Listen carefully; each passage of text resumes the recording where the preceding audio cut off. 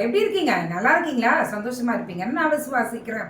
இந்த மாதம் முழுவதும் குடும்பத்தை குறித்தது, நம்ம குடும்பத்துக்காக ஏறெடுக்கிற ஜெபத்தை குறித்து பார்த்து கொண்டிருக்கிறோம். நமக்கு கொடுத்திருக்கிற கணவனுக்கு, மனைவிக்காக நம்ம ஜெபிக்கிற ஜெபங்களை குறித்து பார்த்து கொண்டிருக்கிறோம். இன்றைக்கு ஒரு வார்த்தையை தியானிக்க போகிறோம், அதன்படி ஜெபிக்க போகிறோம்.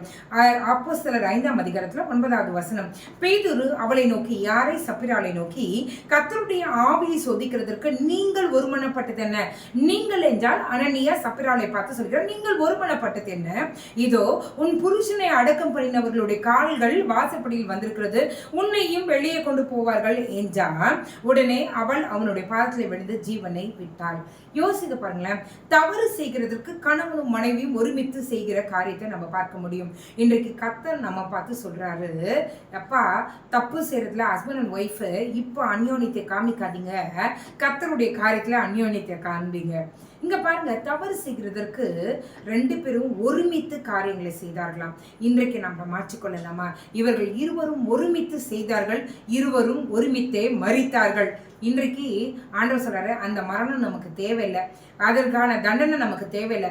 ஒருமித்து கர்த்தருடைய ராஜ்யத்தை இணைந்து கட்டுவோம், ஒருமித்து உண்மையான காரியங்களை செய்வோம், ஒருமித்து கர்த்தருக்காய் வைராக்கியமாய் நிற்போம். கர்த்தர் நம்மளுடைய வாழ்க்கையில பெரிதான காரியங்களை செய்வாராக. ஜெபிக்கலாமா? எங்களை நேசிக்கிற நல்ல பரமபிதாவே, அப்பா தீய காரியங்களிலே ஒருமிக்கிறதை நாங்கள் விட்டுவிட்டு உம்முடைய காரியத்திலே ஒருமித்து காரியங்களை செய்ய உமக்காய் வைராக்கியமாய் நிற்கிறதிலும் ஊழியம் செய்கிறதிலும் உமக்காய் ஆண்டவரே நாங்கள் சாட்சிகளாய் வாழுகிறதிலும் ஒருமித்து காரியங்களை செய்ய உதவி செய்யுங்க ஆண்டவரே. ஆண்டவரே, ஆக்கிலா பிரிஸ்கிலால போல ஒருமித்து ஓடுகிற குடும்பமாய் நாங்கள் இருக்க கிருபை செய்யுங்க ஆண்டவரே. அப்பா நீர் எங்களோடு இருங்க ஆண்டவரே. அனனியா சப்பிராளை போல எங்களுடைய ஜீவனை நாங்கள் ஆண்டவர் விட்டு விடாதபடிக்கு, நீர் வைத்திருக்கிற மகிமையை நாங்கள் விட்டு விடாதபடிக்கு, நீர் வைத்திருக்கிற திட்டத்தை விட்டு விடாதபடிக்கு நீர் எங்களுக்கு ஞானத்தை தருவீராக ஆண்டவரே. அப்பா நாங்கள் ஆண்டவரை உம்முக்குரிய காரியத்துல ஒருமித்து செயல்பட உதவி செய்யுங்க.